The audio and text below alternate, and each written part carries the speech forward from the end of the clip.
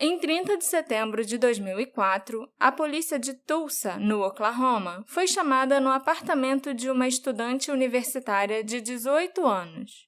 Brittany Phillips não tinha aparecido para as aulas, e sua ausência foi notada por seus amigos e familiares.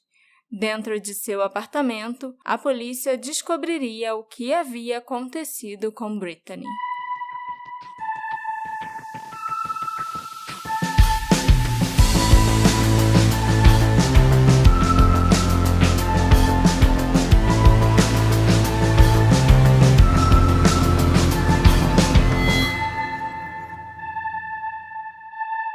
Olá! Bem-vindos ao novo episódio do Detetive do Sofá. Eu sou a Marcela, a host desse podcast, e o caso que eu vou dividir com vocês hoje mexeu muito comigo. Ele parecia que ia ser só um caso genérico de jovem universitária assassinada, em que eu ia contar para vocês quem ela era, o que aconteceu e quais eram as pistas e suspeitos. Mas ele tomou uma forma que eu realmente não estava esperando. Vocês vão entender por quê conforme nós formos avançando. E aqui é o Alexandre, para lembrar vocês, como sempre, que esse podcast é feito graças ao apoio dos nossos queridos apoiadores. Sou meio redundante, mas eu sempre falo assim, sem querer. Não sei um jeito melhor de falar isso. Colaboração dos nossos apoiadores. Muito melhor. Se você quiser se tornar um apoiador que patrocina esse podcast, vamos tentar usar palavras diferentes. Você pode entrar na Aurelo ou no PicPay. Lembrando que nesse mês, e esse mês está quase acabando, quem apoiar a gente pelo Aurelo vai estar dando uma força que vocês não fazem ideia. Então, vão lá dar uma olhada na Aurelo, vejam como vocês podem ouvir a gente por lá, apoiar a gente por lá, que vai ser bem bacana. E Marcela, me conta a história da Brittany Phillips. No verão de 2004, uma jovem de 18 anos voltou para a cidade de Tulsa, no Oklahoma. Na verdade, ela tinha crescido em Tulsa e frequentado o ensino médio lá, mas tinha se mudado no ano anterior para ir para a faculdade. E sim, fãs de Friends, Tulsa é o lugar para onde o Chandler foi transferido na 9ª temporada da série. Fica aí a curiosidade. Tulsa, no Oklahoma, aquele lugar que não tem nada para fazer. Ok. Você não é fã de Friends, né, amor? É uma série. É uma das séries que todo mundo viu. Tendo ficado com saudades de casa, na primavera seguinte, a Brittany Phillips tomou a decisão de voltar para o Oklahoma e frequentar uma faculdade local, a fim de ficar mais perto de seus amigos e familiares. Foi uma decisão que todos os seus entes queridos acolheram na época, porque isso significava que a Brittany voltaria a ser uma presença constante na vida deles. Mas, infelizmente, foi essa decisão, a de voltar para casa, que a colocou na mira de um assassino. Mais de 15 anos após a sua morte violenta, seus entes queridos, principalmente a sua mãe, continuam lutando por justiça, porque o seu assassino nunca foi identificado e o caso permanece tão sem solução hoje quanto no outono de 2004. A Brittany Phillips nasceu em 4 de outubro de 85, em São Petersburgo, na Flórida. Ela era a filha caçula da doutora Maggie Zingman, uma psicóloga especializada em luto e traumas, e ela tinha um irmão 1 ano mais velho do que ela, chamado Josh. O pai da Brittany não era presente em sua vida desde a infância, que foi quando os pais se divorciaram. A Brittany e o Josh foram criados pela mãe, a Maggie, que em 91 mudou com os filhos da Flórida para o Oklahoma. A Brittany e o Josh eram muito próximos, apesar de terem aquela rivalidade básica entre irmãos. Super normal, né? Anormal é quem nunca brigou com o irmão. Na infância, a Brittany começou a expressar interesse em ser atriz e modelo. E mesmo sendo bem baixinha para sua idade, ela era muito fotogênica e bem natural em frente às câmeras. A inteligência da Brittany também começou a lhe render elogios na escola, especialmente conforme ela ia progredindo na Union High School em Tulsa. Ela tinha notas tão boas que ela ganhou uma bolsa de estudos integral para Eckerd College, na Flórida. Apesar de ser muito inteligente, bonita e realizada, a Brittany não era uma das garotas legais e populares do ensino médio. Inclusive, para muitos de seus colegas de classe, a Brittany não parecia ter muitos amigos próximos e íntimos. Em vez disso, ela era apenas uma menina amigável com todo mundo. Uma usuária do Reddit, que atende pelo username de AliCat1282, que era ex-colega de classe da Brittany, escreveu o seguinte sobre ela.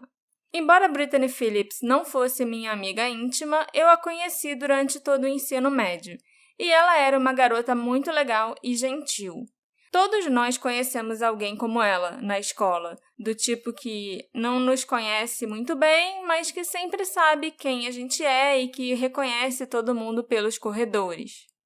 A Brittany se formou na Union High School em maio de 2003, aos 17 anos. Ela era mais jovem do que muitos de seus colegas de classe e já tinha descoberto o que ela queria fazer da vida. Depois de perder uma avó para o câncer, a Brittany decidiu que ia dedicar a vida dela à química. Em particular, ela queria estudar o câncer e ajudar a descobrir uma possível cura.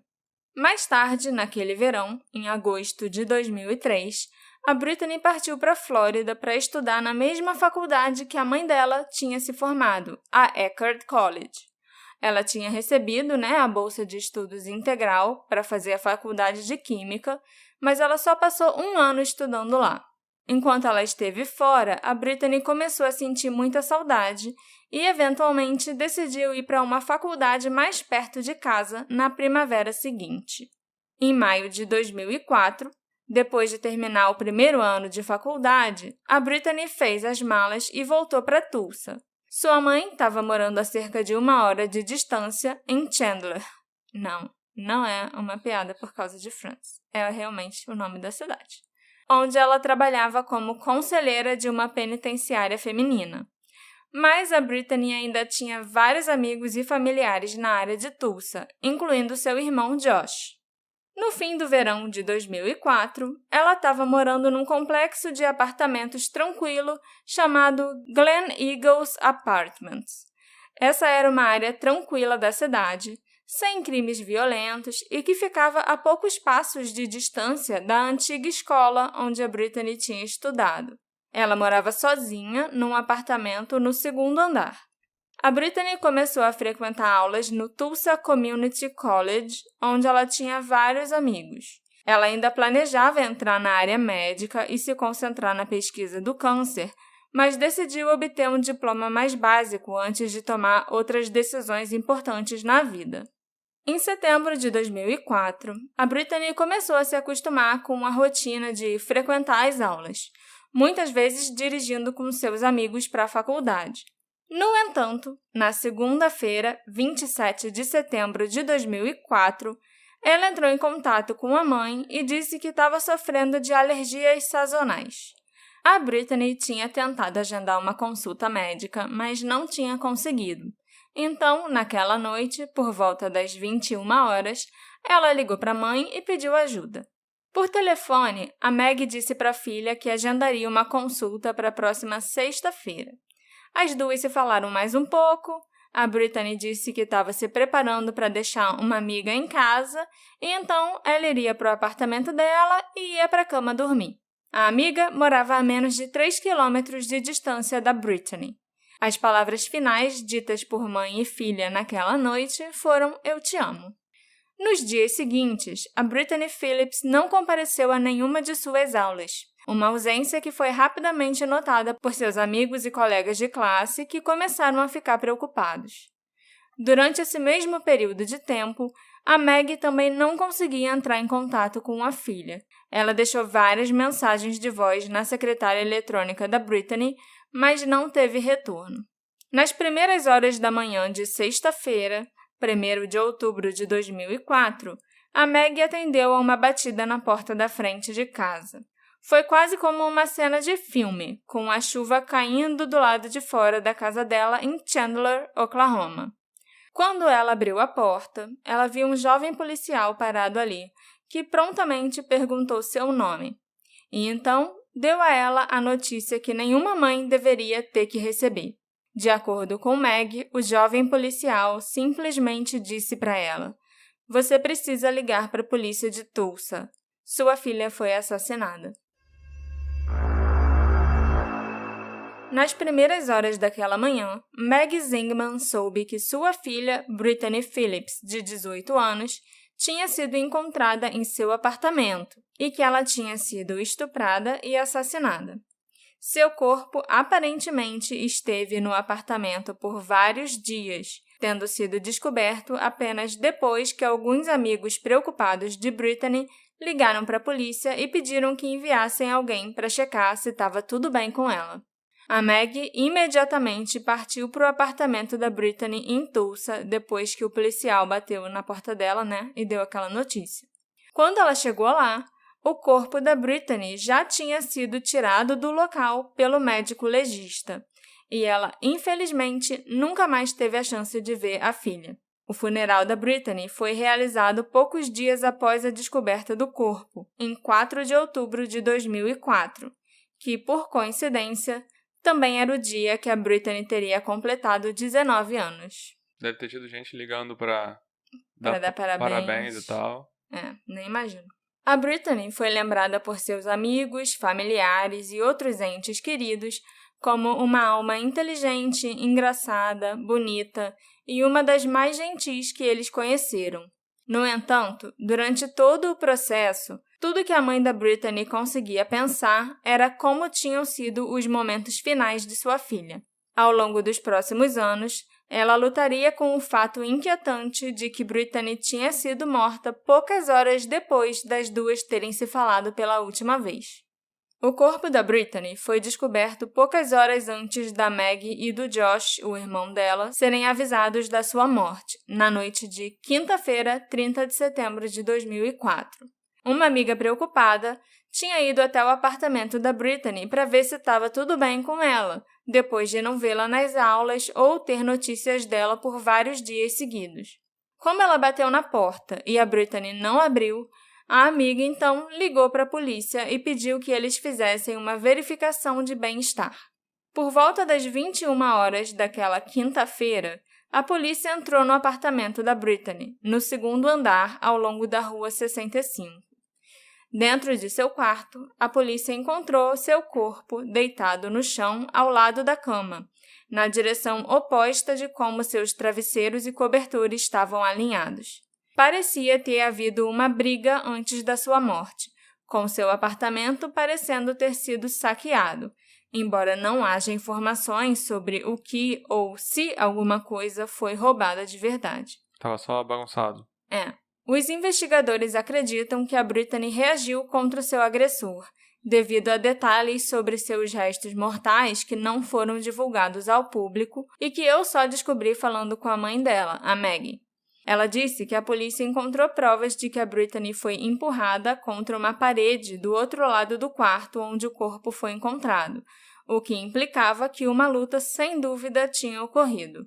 Antes da morte, a Brittany tinha sido estuprada. A causa da morte foi posteriormente determinada como estrangulamento, mas a polícia não divulgou ao público se o assassino tinha usado um objeto para estrangular a Brittany ou se ele simplesmente usou sua força e peso corporal para estrangulá-la.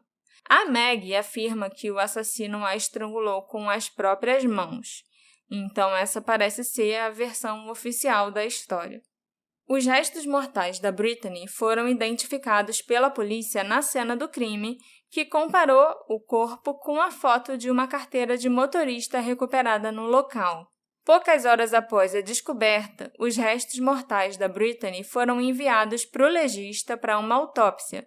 E isso, além dos vários dias de decomposição, significou que os entes queridos da Brittany nunca puderam ver seu corpo, nem mesmo durante o funeral ou o serviço memorial que foi feito. O caixão dela ficou fechado. DNA foi descoberto na cena do crime, que os investigadores acreditavam ser do culpado. Esse DNA foi encontrado em 2 amostras separadas que vieram do mesmo indivíduo, que não parece ser alguém associado ou conhecido de Brittany. Quer dizer, não parecia, né? Uhum. Devido aos limites tecnológicos da época, havia pouco que a polícia podia fazer depois de enviar o DNA para os bancos de dados locais e nacionais, onde ele acabou não correspondendo a nenhum registro conhecido. Não se falou muito sobre esse DNA durante os 10 primeiros anos após o assassinato, mas nos últimos anos as amostras de DNA têm sido bastante discutidas, então eu vou voltar a falar sobre isso mais tarde. Ok. De todos os detalhes com os quais os investigadores lidaram nesse caso, o mais desconcertante era como o assassino da Brittany tinha entrado no apartamento. Afinal, ela morava no segundo andar, o que significa que os pontos de acesso eram bastante limitados. Mas, à medida que a polícia aprendia mais sobre a cena do crime, mais perguntas surgiam. As portas do apartamento de Brittany não mostravam nenhum sinal de arrombamento, nem a porta da frente, nem a porta dos fundos, que dava para uma varanda privada no segundo andar. Isso implicava que nenhuma das portas devia ter servido de entrada para o assassino, mas a polícia não as descartou completamente. Era possível, embora fosse improvável, que qualquer uma das portas tivesse destrancada e o assassino pudesse ter escalado a varanda dos fundos e entrado. Ou então ele também podia ter ameaçado a Brittany quando ela estava chegando em casa e entrou junto com ela. Depois, havia as janelas do apartamento. Assim como as portas, não tinha sinal de entrada forçada e nenhuma pista que alguma das janelas tinha sido arrombada. Mas os investigadores descobririam que pelo menos uma janela teve a tela removida, o que forneceu aos investigadores uma potencial resposta. No entanto, a polícia mais tarde afirmou que a remoção da tela da janela pode ter sido uma tentativa de encenarem uma cena de crime. Então, não parece uma teoria com a qual os investigadores se sintam confortáveis, né? Que, o assassino entrou pela janela. Entendi. Era mais uma cena montada por ele. Quer dizer, pode ter sido, né? Porque... a gente não sabe de nada, né? Acho que essa é a conclusão. Pois é.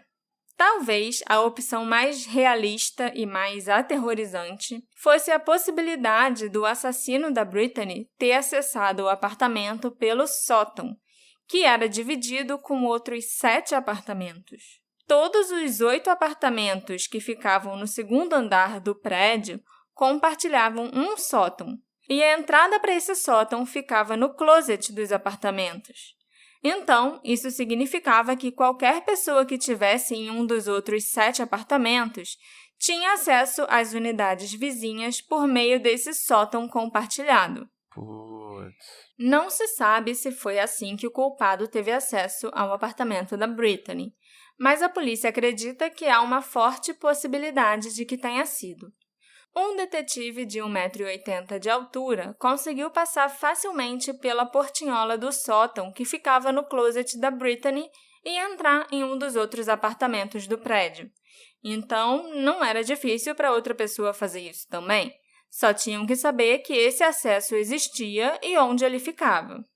Eu nunca tive um sótão em casa, nunca nem morei em casa, muito menos um sótão compartilhado.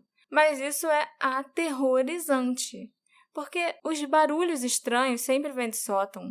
O inimigo sempre está escondido no sótão. O inimigo? Então, as coisas sinistras lá, as pragas, os espíritos, as coisas sobrenaturais. O assassino da família Hinterkaifeck ficou no sótão escondido. Lembra? Verdade. Eu, inclusive, aconselho, então, que as pessoas que tiverem portas compartilhadas com os vizinhos, seja no sótão ou em outro cômodo qualquer, taca cimento. Comprem cadeados, correntes, cimento, e aí você lacra essa porta, porque cruz credo. O inimigo tá lá. O inimigo tá lá, é o seu do vizinho. outro lado da porta. Outra coisa que a polícia especulou ao longo dos anos é que o assassino da Brittany Phillips tinha entrado no apartamento antes dela chegar em casa na noite de segunda-feira, 27 de setembro de 2004. É possível que depois de falar com a mãe e de deixar a amiga em casa, ela tenha retornado para o apartamento e sido imediatamente atacada.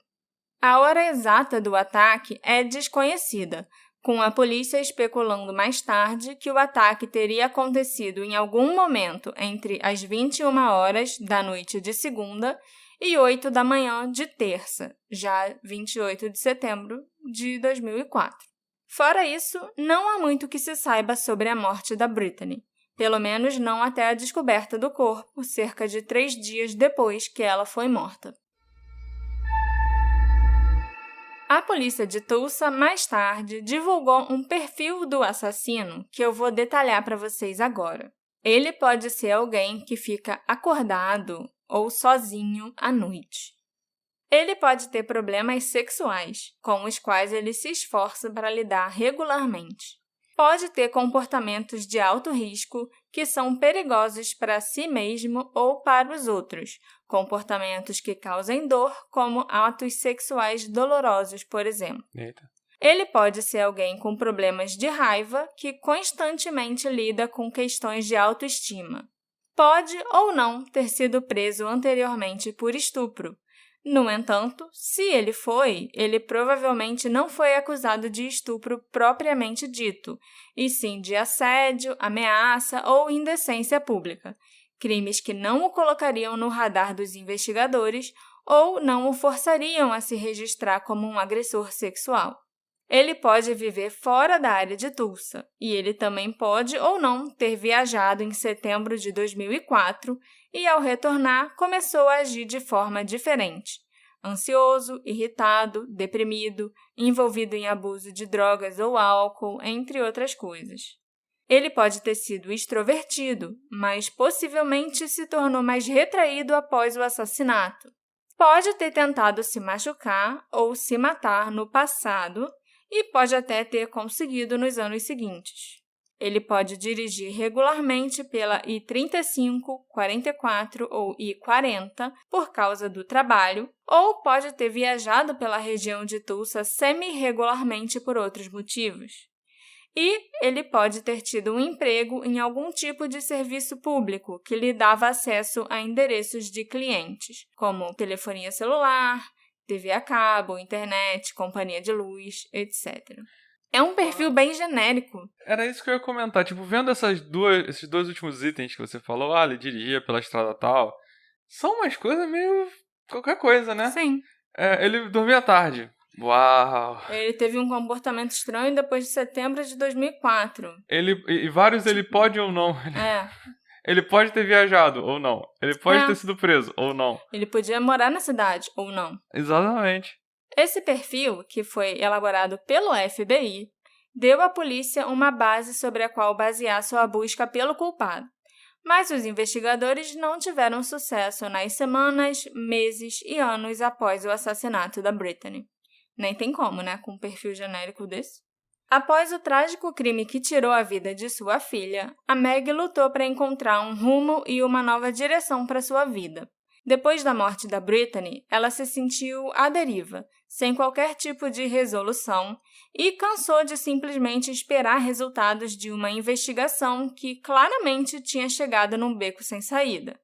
A Meg, então, decidiu cobrir seu carro com fotos da Britney, além de imagens e informações pertinentes ao crime, que mais tarde assumiriam também a forma de um esboço de um suspeito elaborado através do perfil de DNA, além de números de telefone e um site para as pessoas mandarem pistas e informações. O carro ainda foi pintado de roxo e de rosa, bem chamativos, sabe?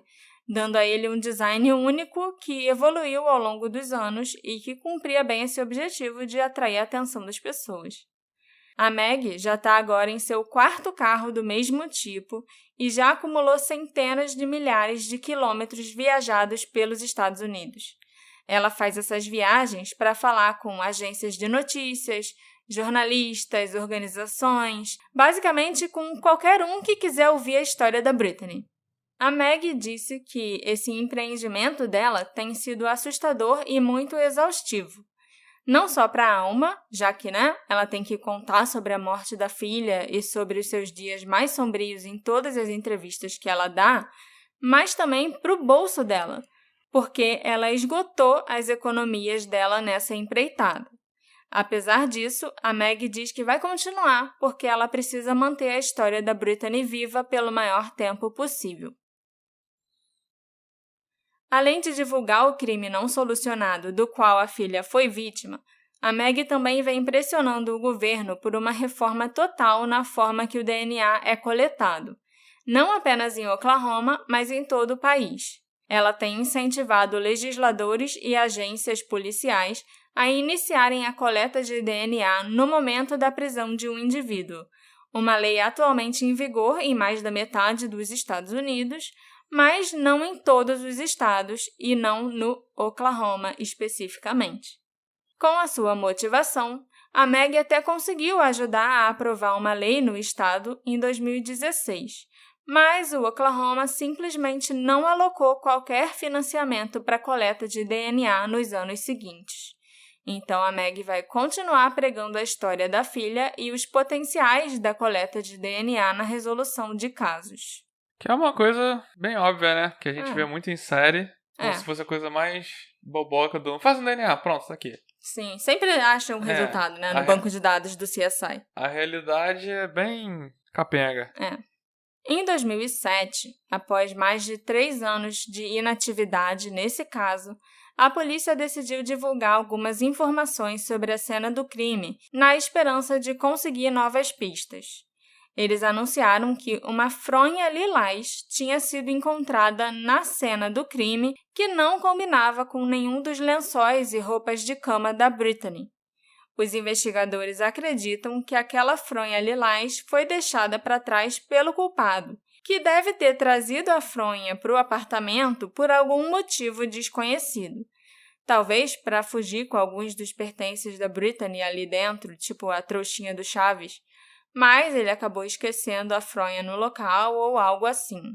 O detetive Jeff Felton, que era o responsável pelo caso originalmente, declarou na época, em 2007, que eles acreditavam que o criminoso podia ter sim trazido a fronha com ele e deixado para trás, e que a polícia inicialmente se absteve de divulgar essa informação, acreditando que poderia encorajar o assassino da Brittany a descartar outras roupas de cama semelhantes. Mas, em 2007, cerca de 3 anos depois, eles não acreditavam mais que isso era um risco e queriam saber se o público conhecia alguém que tivesse um lençol ou fronha semelhantes que pudesse ter sumido de casa.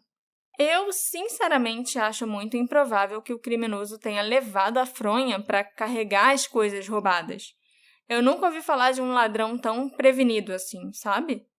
Na minha opinião, se a fronha era realmente do assassino, isso indicaria mais que ele deve ter levado alguma coisa com ele para o apartamento da Brittany, que ele carregou alguma coisa naquela fronha para levar para dentro da casa dela, e não que ele levou uma fronha aleatória com ele para carregar coisas que ele pudesse roubar. E deixou lá depois. Era bem mais fácil pegar uma fronha ou até uma sacola no apartamento para levar os itens roubados. Eu acho que a polícia deu uma viajada aí nessa história da fronha, entendeu? Já tínhamos passado uns anos sem pista, né? Acho que eles já estavam também tentando teorizar que nem a gente fica. Sim, só que, né? Por que o assassino levaria uma fronha com ele? Só se ele estivesse carregando alguma coisa ali dentro, entendeu? Não pra, vai servir de sacolinha do Chaves pra eu tirar coisa daqui. E no fundo, é possível que a fronha fosse dela. E ponto final. Sim, pessoas têm roupas de cama desparelhadas, sabe? Isso não é tão incomum assim. Vários anos se passaram sem nenhuma atualização e, em 2013, quando o 10º aniversário do crime se aproximava, a polícia anunciou que continuaria investigando o caso. Apesar dele já ter passado a ser tratado pela unidade de casos arquivados e do detetive original, o Jeff, já ter até se aposentado, a polícia afirmou que ainda continuava recebendo dicas do público e investigava ativamente o caso. A essa altura, a Meg já tinha começado o que ela chama de caravana para pegar um assassino, que é as viagens dela no carro cor-de-rosa. E isso atraiu o interesse para o caso em todo o país, principalmente nas emissoras de notícias regionais. No ano seguinte, 2014, o aniversário de 10 anos da morte da Brittany chegou e passou. E foi relatado que a polícia começou a investigar uma nova pessoa de interesse que eles acreditavam ter desempenhado algum papel no crime. Essa pessoa se encaixava no perfil originalmente elaborado pelo FBI, aquele perfil capenga, mas não tinha nenhuma conexão conhecida com a Brittany, não através de amigos ou familiares, colegas de classe, nem nada parecido. Mas, assim, eu não acho que precisava ter uma conexão com a Brittany. O importante para mim era saber se a pessoa de interesse tinha alguma conexão com vizinhos da Brittany ou com o prédio que ela morava. Já que a teoria é que ele entrou por pelo qualquer sótão, apartamento. Né? Exatamente. A polícia parecia muito otimista sobre essa pista e afirmou que estava procurando esse indivíduo, essa pessoa de interesse, para coletar uma amostra de DNA. Infelizmente, essa pista parece não ter levado a lugar nenhum, já que a polícia não falou sobre essa pessoa de interesse novamente nos anos seguintes. Então, a gente não sabe nem se a pessoa foi localizada e se conseguiram o DNA. Só recentemente, as amostras de DNA recuperadas da cena do crime se tornaram relevantes para a história mais uma vez. Se vocês não se lembram, os investigadores encontraram 2 amostras distintas de DNA no apartamento da Brittany e ambas as amostras pertenciam ao mesmo indivíduo, né? Na verdade, foi por isso que eles tiveram tanto interesse nesse DNA específico. Porque você encontrou 2 tipos de DNA diferentes da mesma pessoa numa cena de crime. Como assim diferente? Tipo, uma amostra era um fio de cabelo e a outra era uma gota de sangue. Ou então era sêmen e saliva. Isso você dando exemplo. Isso eu dando exemplos, entendeu? Não é o que aconteceu no caso da Brita. Não. Eu sei o que aconteceu e vou falar mais tarde, mas é isso que é importante. Eram 2 amostras de tipos fisiológicos diferentes. Entendi. E as 2 eram da mesma pessoa. Então, realmente, né, as chances de ser da pessoa que teve ali, que estuprou e que matou a Brittany eram bem grandes. Mas a gente não sabe o que são essas amostras. Agora sabe. Depois que tudo foi pro caralho, a gente sabe. Você quer que eu fale agora? Não, é porque assim, vou fazer um breve desvio do assunto.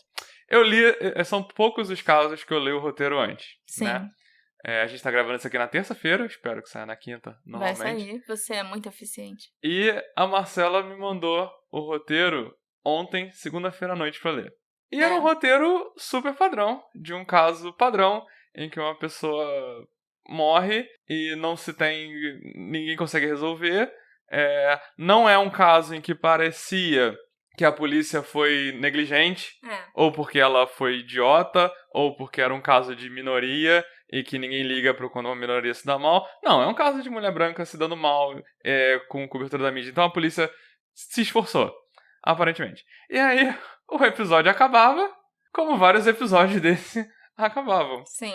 E aí, ontem, sei lá, de noite... 10 horas da noite. 10 horas da noite, tocou o plantão da Globo do meu lado, né?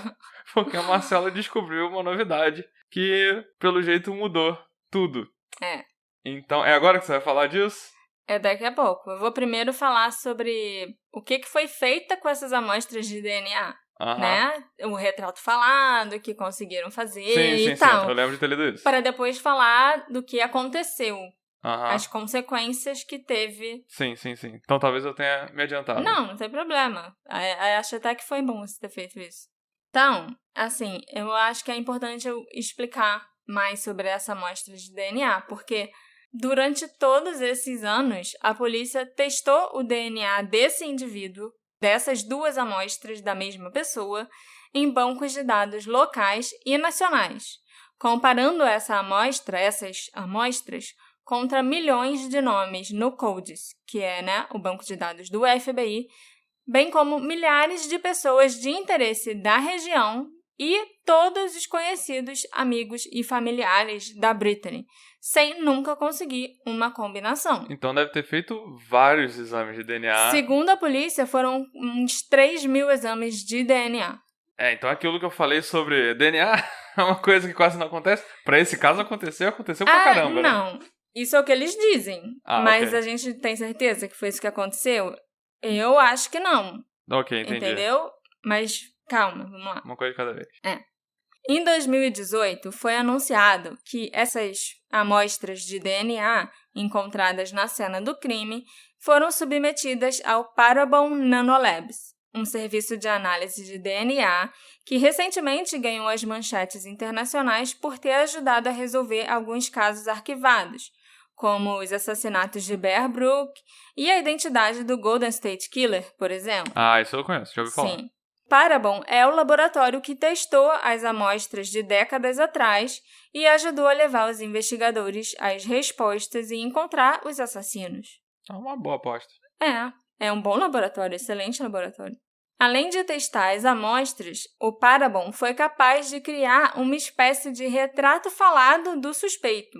Usando as amostras de DNA encontradas na cena do crime, os analistas do laboratório conseguiram criar uma imagem provável do assassino que usou o DNA dele para descobrir a herança genética e a provável aparência física. Eu não fazia ideia que isso existia. Sim, e funciona. De acordo com o retrato falado criado pela Parabon, o assassino da Brittany Phillips era provavelmente um homem branco, de descendência do norte da Europa, com cabelos louro escuros ou castanhos e olhos azuis ou verdes. A idade provável do assassino não pôde ser determinada, mas os analistas conseguiram criar um esboço bem realista de como esse indivíduo seria aos 25 anos de idade. Lógico que essa foto vai estar lá no Instagram para todo mundo ver. De acordo com a Meg, aquele cara do retrato falado era exatamente o tipo de jovem que a filha dela acharia atraente. Era o tipo da Brittany. Isso levou os detetives do sofá a especularem que o assassino poderia ter sido alguém conhecido dela, sobre quem a Brittany não tinha contado para ninguém, um namorado secreto ou alguma coisa assim. A polícia continuou insistindo que praticamente todos os jovens ligados a Brittany enviaram uma amostra de DNA e que as amostras foram comparadas com o DNA do suspeito, aquele DNA que eles estavam há uns 15 anos procurando o dono. E ainda, segundo os investigadores, isso incluiu todos os ex-namorados, amigos, conhecidos, vizinhos, colegas de classe de Brittany e etc.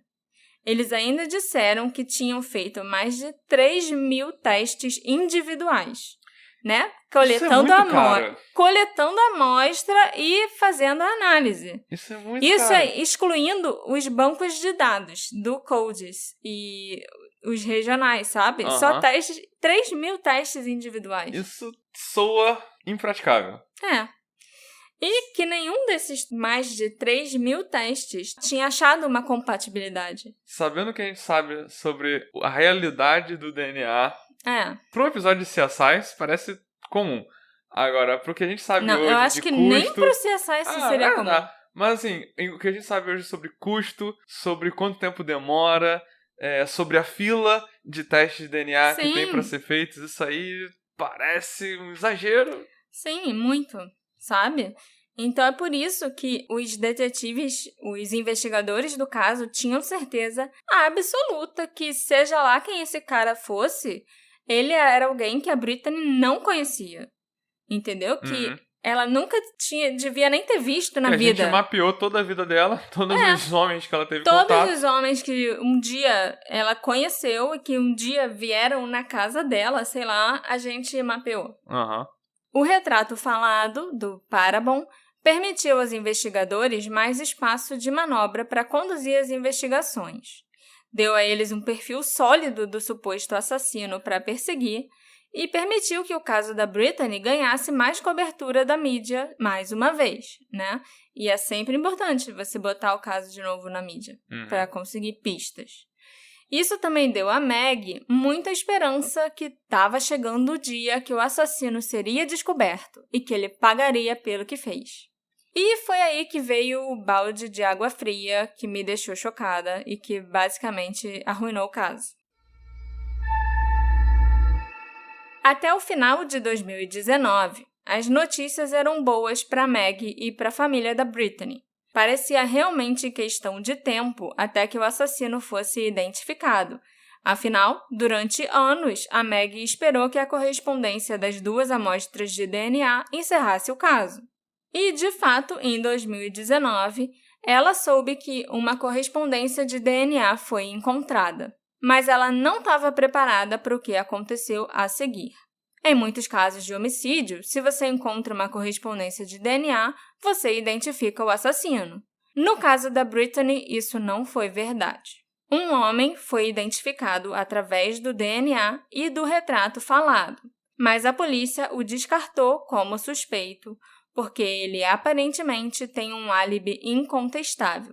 O que significa que os 15 anos em que a polícia passou dizendo que o crime seria desvendado quando descobrissem de quem era aquele DNA e excluindo todos os suspeitos que não correspondiam àquelas amostras foram em vão.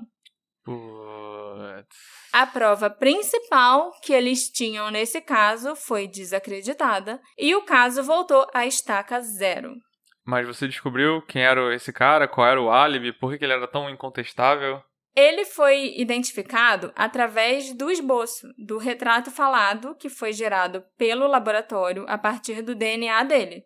E você lembra que lá no início do caso eu comentei sobre a usuária do Reddit que tinha conhecido e estudado na mesma escola que a Brittany? Uhum. Essa usuária, a AliCat1282, postou o retrato falado não só no Reddit, mas também nas redes sociais pessoais dela, né? Uhum. Ela postou no Instagram, postou no Facebook, logo que o retrato saiu. Uhum. E algumas pessoas reconheceram aquele homem naquele esboço. Então funciona mesmo, né? O retrato falado genético, né? É bem parecido, segundo, né, as pessoas que olharam para o retrato e, na hora, associaram a uma pessoa. Esse homem, que as pessoas reconheceram, também tinha estudado na mesma escola que a Brittany e que a AliCat, e ele era namorado da melhor amiga da Brittany na época em que ela foi assassinada. As pessoas que reconheceram o cara ligaram para a polícia, dando o nome dele. Ele foi chamado para ser interrogado e forneceu uma amostra de DNA que era compatível com as amostras encontradas na cena do crime. A gente agora sabe que as amostras encontradas foram de sêmen e de sangue desse indivíduo e que elas foram encontradas na cama da Brittany, nos lençóis da Brittany. Mas isso é incriminador pra caralho. Como que ele foi inocentado? Não sei. A explicação que ele deu para terem encontrado o sêmen dele na cama da Brittany foi que ele e a namorada tinham passado uma noite na casa da Brittany alguns dias ou semanas antes dela morrer. E a Brittany tinha cedido a cama dela para eles dormirem mais confortáveis. Ele fez sexo com a namorada na cama da Brittany e por isso o sêmen estava lá. Agora, qual foi a explicação que ele deu para o sangue? Eu não faço ideia. Assim, eu até entendo que jovens de 18, 19 anos não conseguem, às vezes, segurar os hormônios e aproveitam para fazer sexo em qualquer lugar, sabe? Só precisa de um lugar. Só precisa de um lugar. Uma cama. Nem uma cama, um chão, sei lá. Mas o sangue, pra mim, não tem a menor explicação.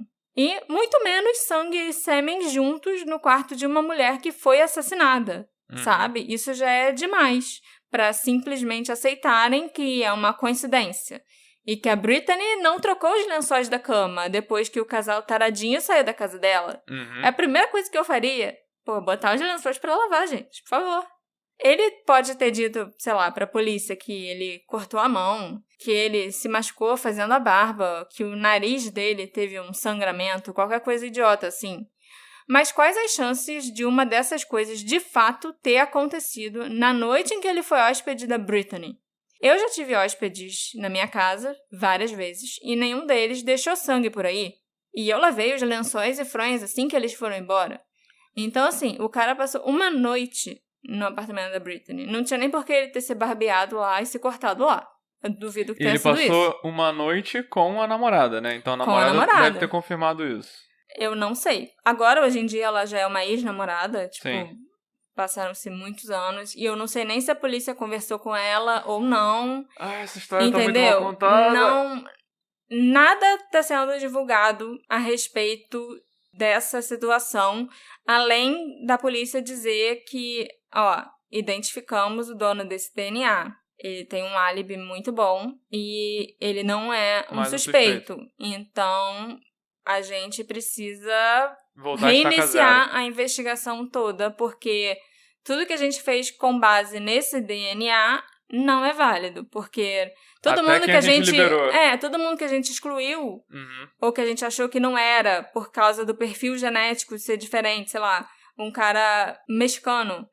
Ele não é descendente, não vai ter olhos verdes ou azuis e sei lá o quê. Então a gente exclui. Tudo isso já não é mais válido. Foi só isso que a polícia disse. Então esses detalhes que você tem, que era um sêmen, era um sangue, foi tudo a mãe que te falou?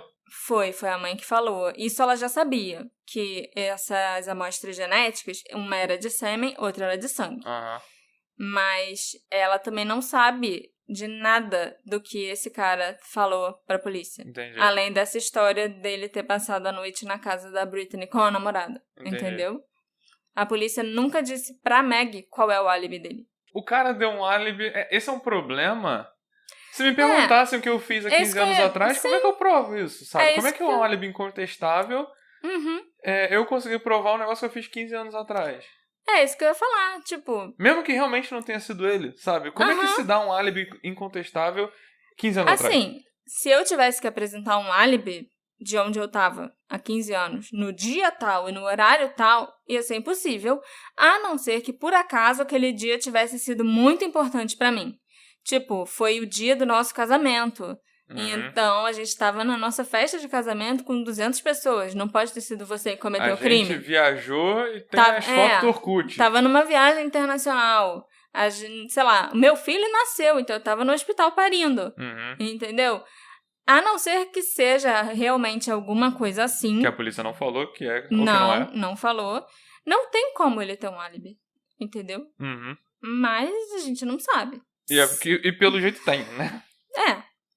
Se aquele foi um dia normal na vida do cara, ele simplesmente não tem como ter um álibi.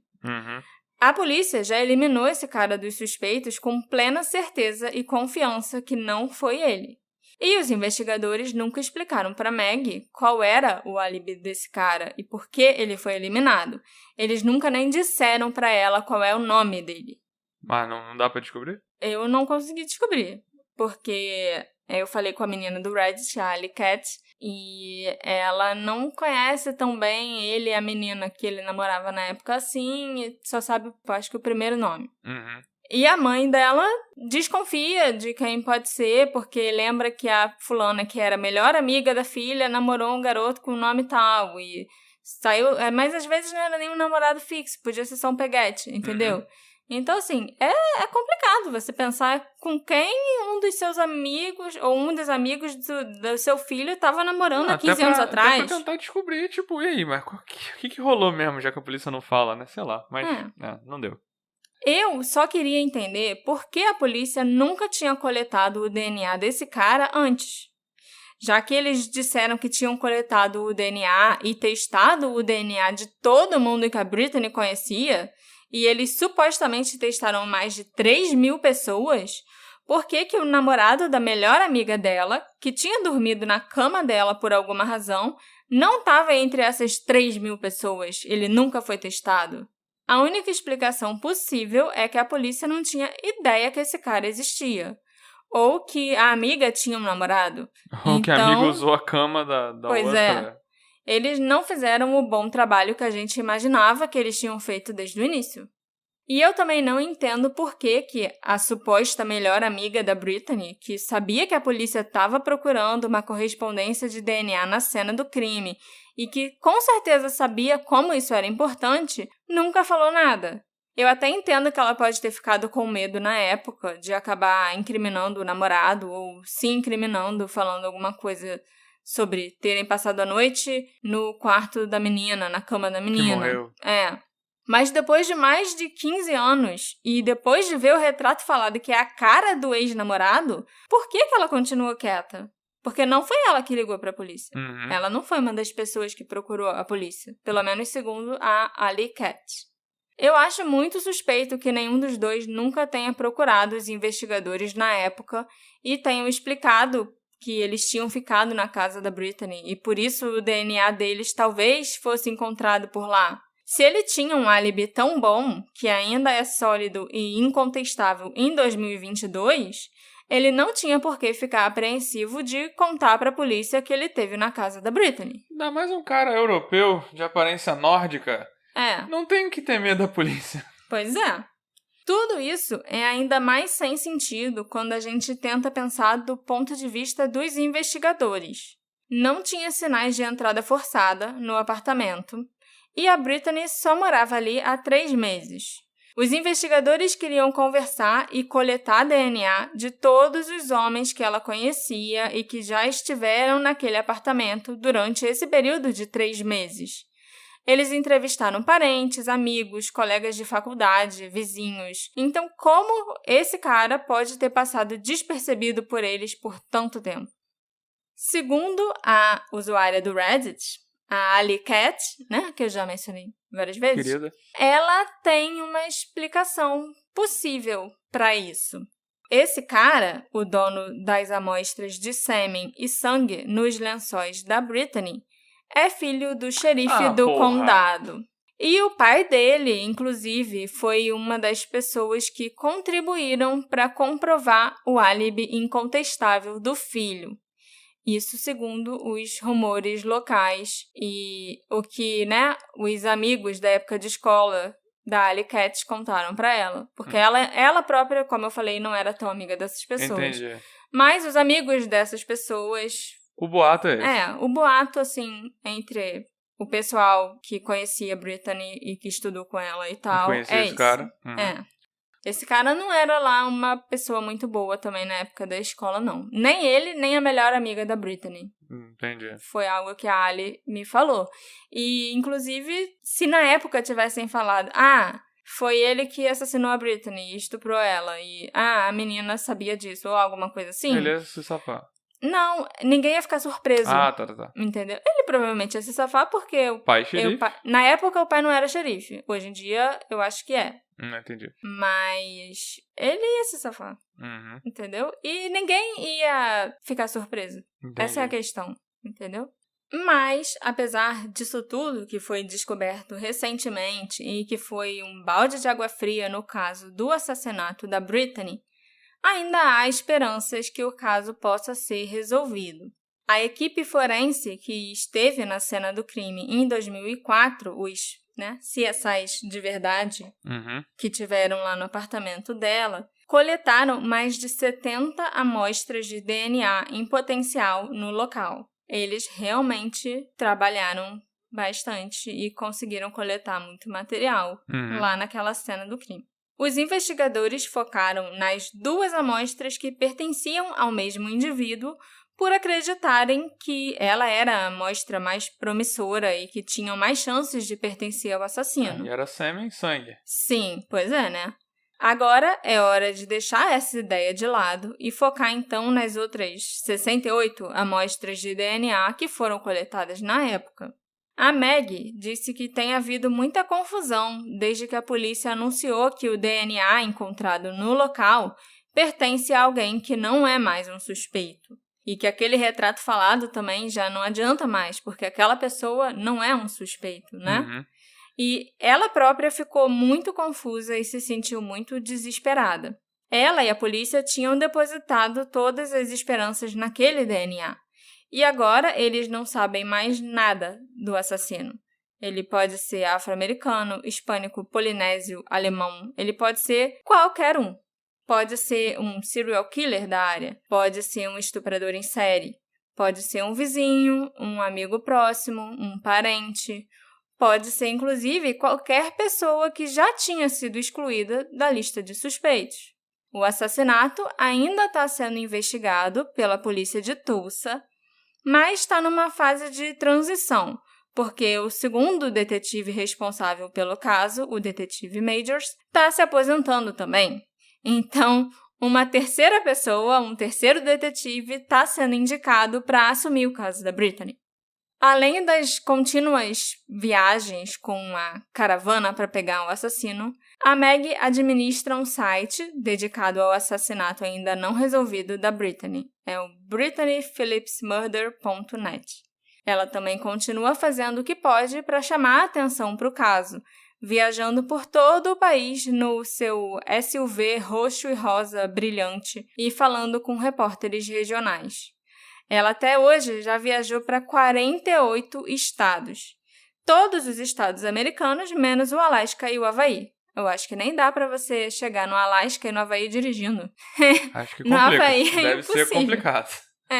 E ela disse que, embora essa caravana, né, o carro cor-de-rosa dela, com as fotos da Britney e tal, seja um projeto assustador e muito caro, ele é necessário para ela. A Meg luta para equilibrar sua vida com esse projeto. Ela continua trabalhando como psicóloga e se dedica a ajudar os outros a superarem seus próprios problemas, incluindo até veteranos de combate. E quando ela deu uma palestra no início de 2019, alguém perguntou para ela qual era o truque que ela tinha para lidar com a perda da filha. E ela disse que vivenciar, ao invés de se afastar, é como você se cura. Tentar não sentir nada é o que pode te matar. O irmão mais velho da Britney, o Josh, lutou muito nos primeiros anos após a morte dela. A irmã e ele já eram muito próximos e ficaram mais próximos ainda durante os últimos meses de vida da Britney, quando ela voltou para Tulsa. E ele foi a primeira pessoa que foi notificada pela polícia quando eles encontraram o corpo dela no apartamento. Felizmente, de acordo com a Meg, o Josh agora está bem, já superou um pouco esses traumas e essa situação, e ele já formou agora a própria família, que a Britney nunca vai conhecer. A Meg, enquanto isso, continua falando da Britney sempre que pode. Inclusive, quando eu falei com ela no Messenger, ela me disse que estava se preparando para, uma rodada de entrevista e tal. E ela estava no meio de uma viagem com o carro cor-de-rosa dela. E aí a gente teve que parar de conversar. Eu esperar ela fazer lá os eventos e a campanha que ela ia fazer e voltar para terminar de conversar comigo. Uhum. E foi aí que teve a bomba, né? Foi depois que a gente voltou a conversar que ela veio me falar que tudo é errado. Entendeu? Mas então, é porque essa história continua... Essa falta de transparência é foda, porque é muito comum a polícia se comunicar com a família da vítima. Não, e sem sabe? Sem saber de nada, pra mim... Esse cara é o mais suspeito. Esse cara não tá eliminado. Sim. Entendeu? Então... É o que eu também acho. A gente não sabe quem ele é. Se ele for filho do xerife mesmo, porra, sabe? A gente não sabe se ele tem um álibi e quão bom é esse álibi. Uhum. Nem a mãe da Britney sabe. E ela, se tem alguém que tem direito de saber, era ela, né? É torcer pra talvez se mudar de detetive, ele ter uma aproximação diferente, seja mais transparente pra falar o que rolou nessa história, né? Qual é desse álibi, qual é a história... Como que ele foi corroborado, porque assim, no mínimo, a tal namorada da época que usou o quarto junto com ele devia poder corroborar isso. Sim, e ninguém sabe se ela foi entrevistada novamente. Ou se ela foi entrevistada nem na época, né? Não então sei. Ficamos com isso aí, né? Por pouco era um caso normal. Sim. Padrão. Sim. O crime acontece, ninguém sabe por quê. Tem o DNA e falta só uma peça do quebra-cabeça, você encontrar o dono daquele DNA pra tudo se resolver. Só que não. Esse episódio foi feito com a colaboração das nossas lindas e maravilhosas apoiadoras, a Camila Horst e a Juliana Rizzo. Muito obrigada, meninas! A contribuição de vocês é muito importante para ajudar esse podcast a continuar existindo. Quem matou Britney Phillips? Será que, assim como eu, vocês desconfiam do dono das amostras de DNA? Ou foi alguém que já esteve no radar da polícia e foi liberado? Será que é alguém que a gente nem imagina? Esse caso também deu um balde de água fria na sua cabeça ou foi só na minha mesmo que achava que DNA pode resolver tudo? Me encontra nas nossas redes sociais, @detetive do sofá, e me conta o que você achou desse episódio. A gente se encontra na próxima investigação. Tchau, tchau. Tchau, tchau.